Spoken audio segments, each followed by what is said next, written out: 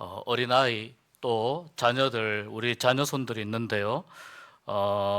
이들을 바라보는 6가지의 긍정적인 관점이라는 글이 있어서 좀 소개를 해보도록 하겠습니다.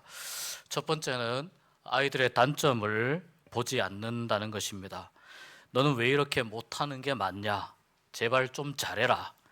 이런 이야기를 할 수밖에 없는, 또 그런 마음이 들 때가 너무나 많이 있습니다.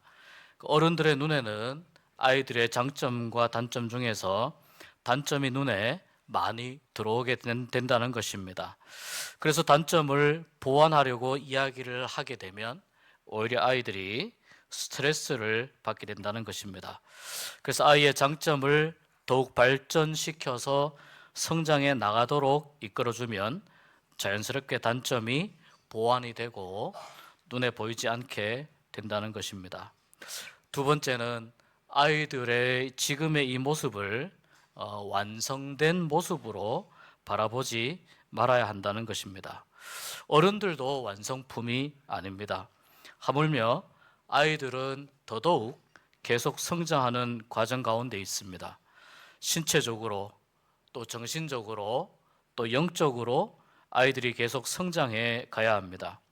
그래서 현재의 모습을 보고 판단을 하거나 평가하기보다는 앞으로 다가오는 그 시간 속에서 이 아이가 성장했을 때, 성장하는 과정을 거쳤을 때 더 멋있는 모습으로, 더 새로운 모습을 가지게 될 것이라는 마음으로 기대하고 기다려주는 마음이 필요하다고 합니다. 세 번째는 아이에게 완벽한 것을 요구하지 않는 것입니다. 아이들이 무엇을 할 때 보면 부족해 보입니다. 그리고 완벽하지 않은 그러한 일 처리하는 모습을 보입니다. 그래서 자꾸 어른들이 해주려고 합니다. 그림을 그리는 것도 그렇고 또 어떤 것을 만들 때도 그렇습니다. 그렇지만 좀 서툴게 했다고 하더라도 그 모습 그대로 최선을 다한 모습에 칭찬을 해주면 다음에는 훨씬 더 발전된 모습을 보여준다는 것입니다. 아이들도 칭찬을 먹고 자라기 때문입니다. 네 번째는 비교하지 않는 것입니다. 아이들은 각자 자기 나름대로의 개성과 자기만의 그 독특한 모습을 다 가지고 있습니다. 그렇기 때문에 똑같은 그런 모습으로 잣대로 평가하거나 또 서로를 비교하게 되면 독특한 모습이나 또는 그 탁월한 모습이 더 이상 발전하지 못하게 될 뿐 아니라 아이들이 나는 안 돼, 나는 이러이러한 부분이 약해 라고 생각하면서 자기에게 실망하는 경우가 생긴다는 겁니다. 그러면서 자기 자신에게 포기하는 아이로 자라게 될 수 있다는 것입니다. 그래서 다른 아이와 비교하기보다는 그 아이가 가지고 있는 개성이나 독특한 어떤 모습을 발전시켜 줄 때 아이는 더 성장하게 된다는 것입니다. 여섯 번째는 점수를 기준으로 키우거나 다섯 번째, 아이들을 바라보지 않는 것입니다.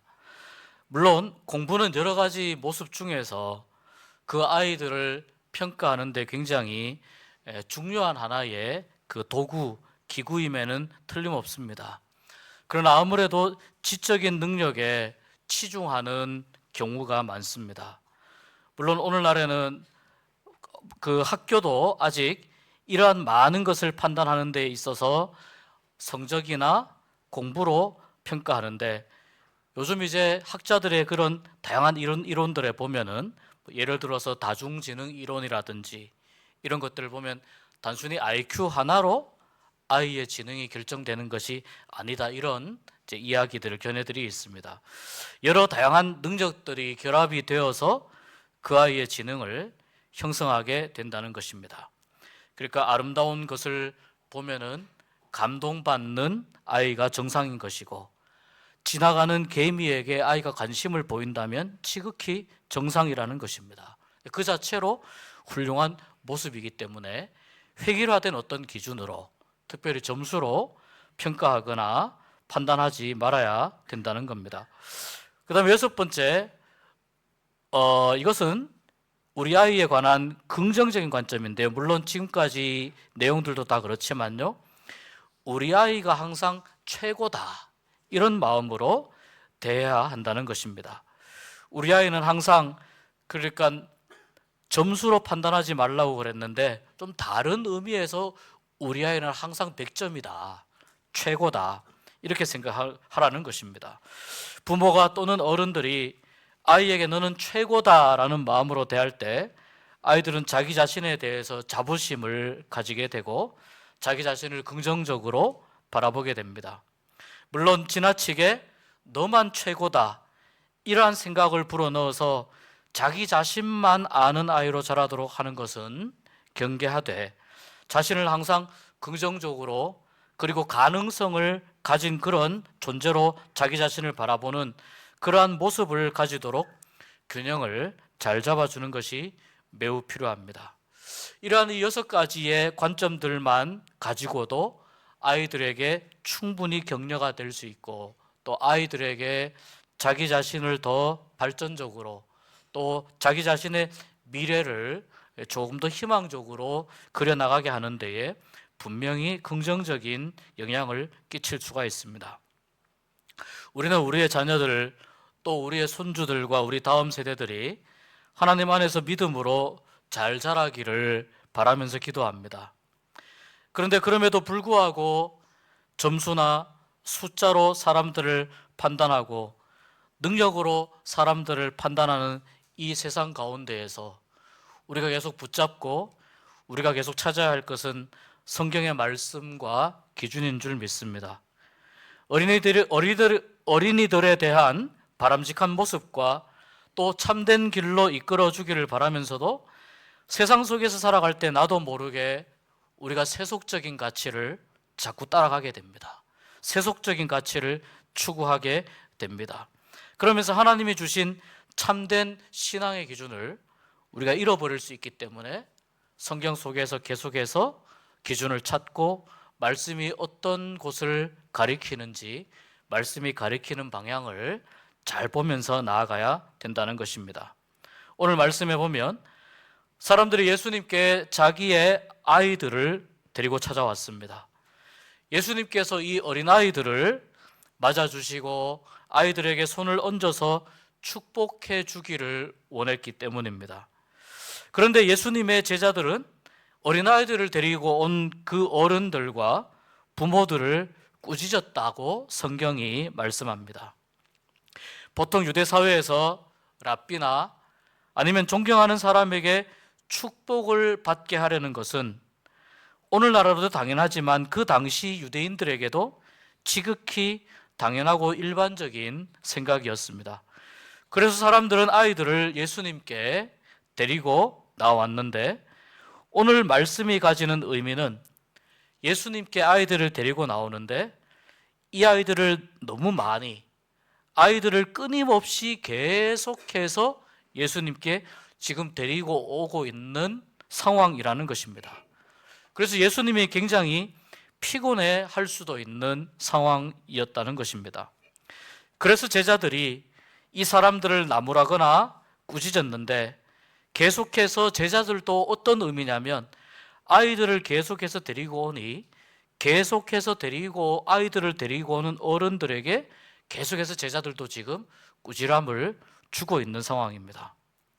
이 제자들 나름대로는 예수님께서 해야 할 중요한 일들이 있는데, 여러 가지 다양한 중요한 많은 일이 있는데 아이들을 축복하는 그 일에 시간과 에너지를 너무 많이 빼앗기는 것이 아니냐, 제자들은 그렇게 생각한 것입니다. 그렇지만 예수님은 관점이 달랐습니다.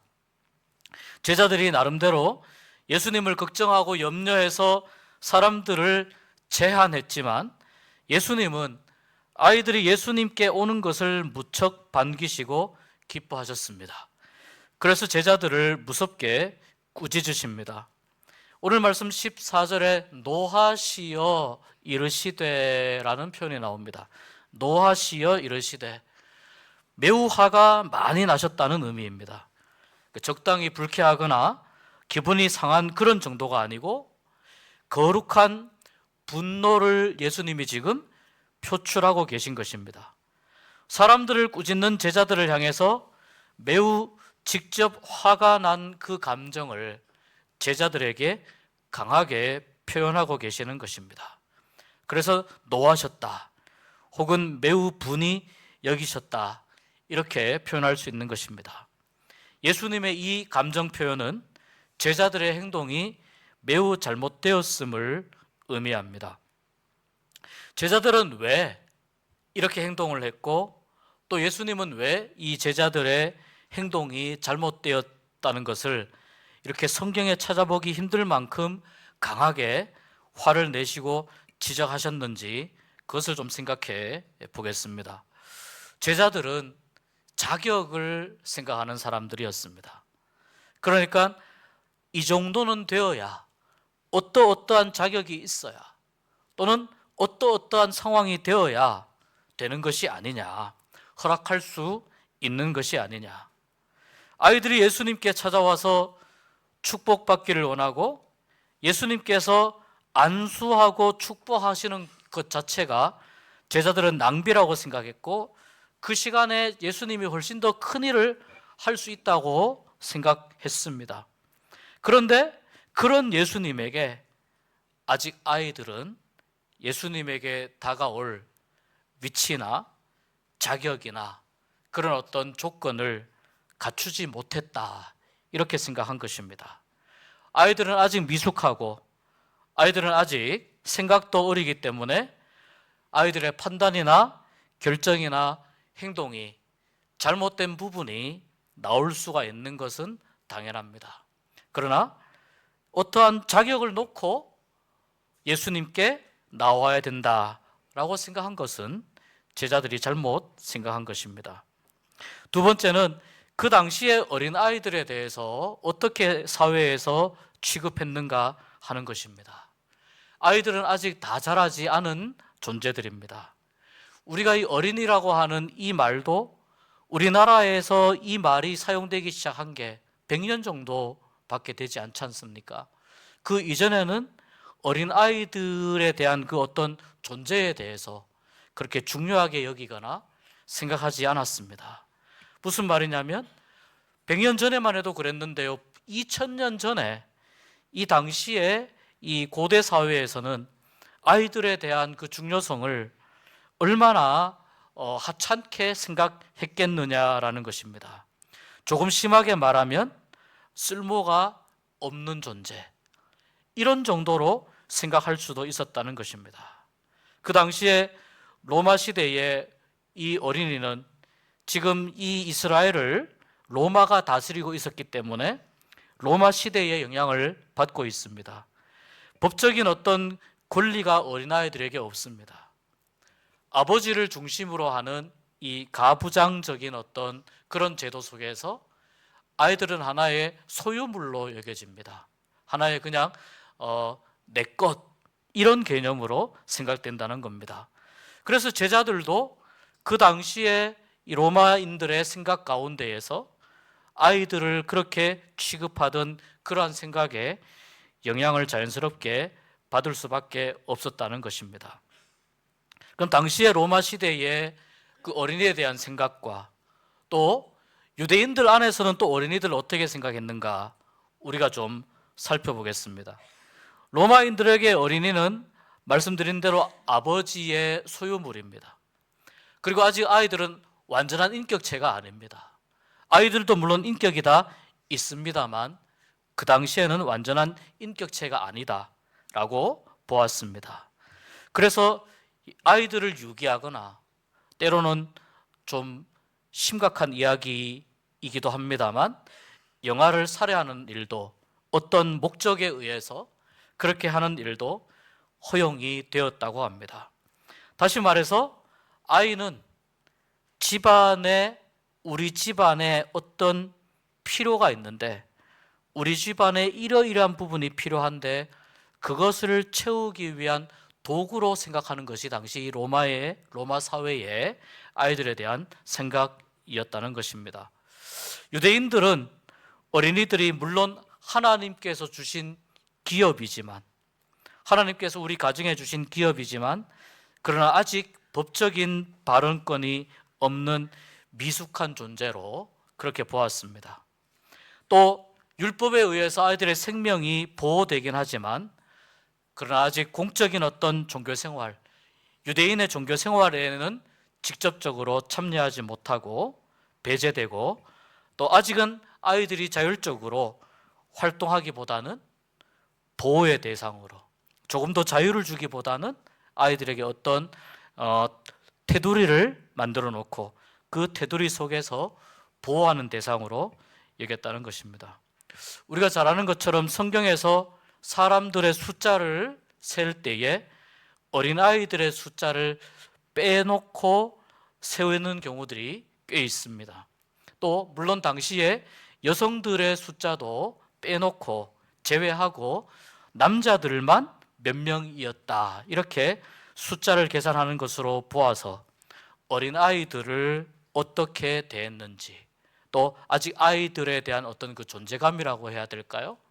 그런 부분에 대해서 아직 유대 사회와 이 고대 사회에서는 조금 더 존중하는 그러한 모습이 그러한 관점이 보이지 않았다라는 것입니다.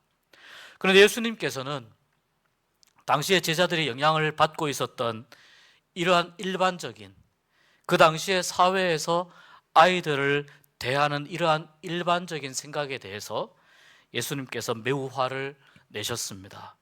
그래서 거룩한 분노를 표현하셨습니다. 예수님께서 보실 때 아이들이 예수님께 다가오는 그 모습은 예수님의 관점에서 볼 때에는 하나님의 은혜를 찾기 위해서 오는 모습으로 본 것입니다.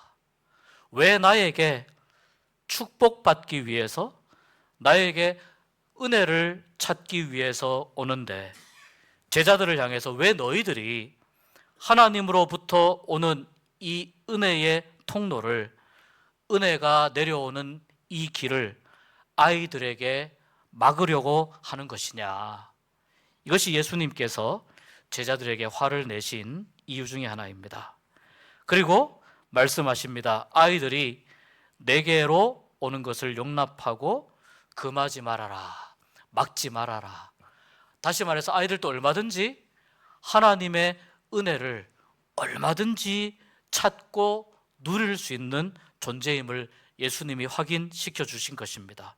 그리고 오히려 한 발 더 나아가서 하나님의 나라는 바로 이런 자의 것이다 라고 말씀합니다.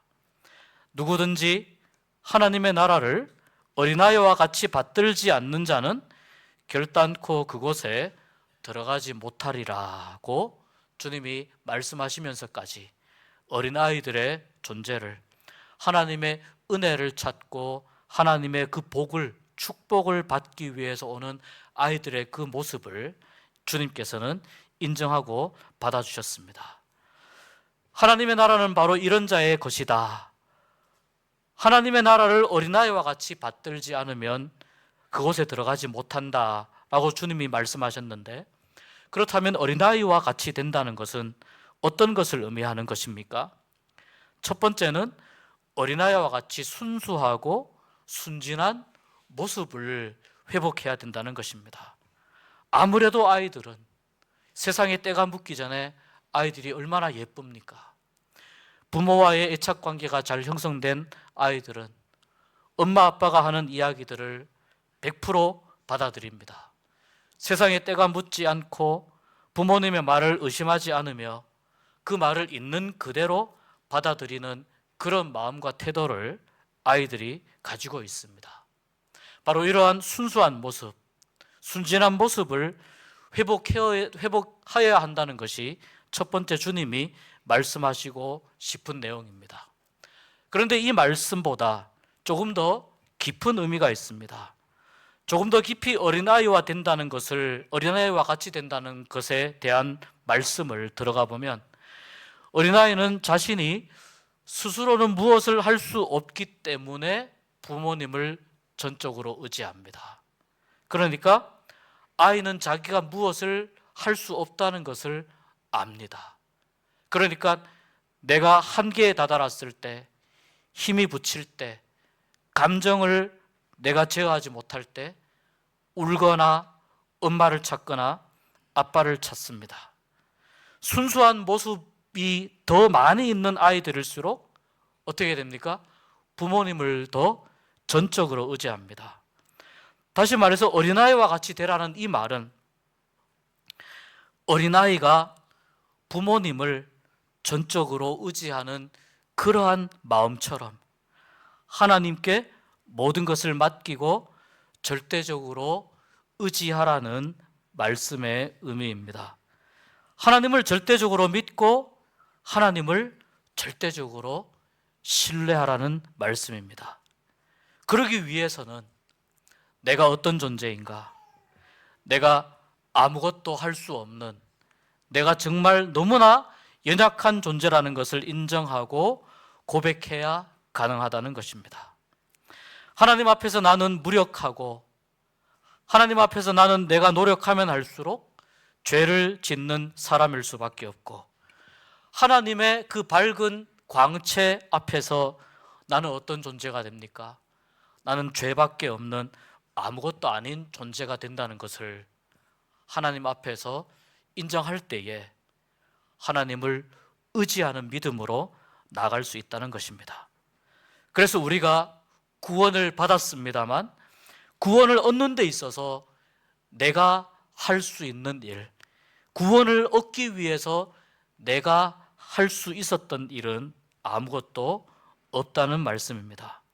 오늘 예수님 말씀에 하나님의 나라가 이런 자의 것이다 라고 말씀합니다.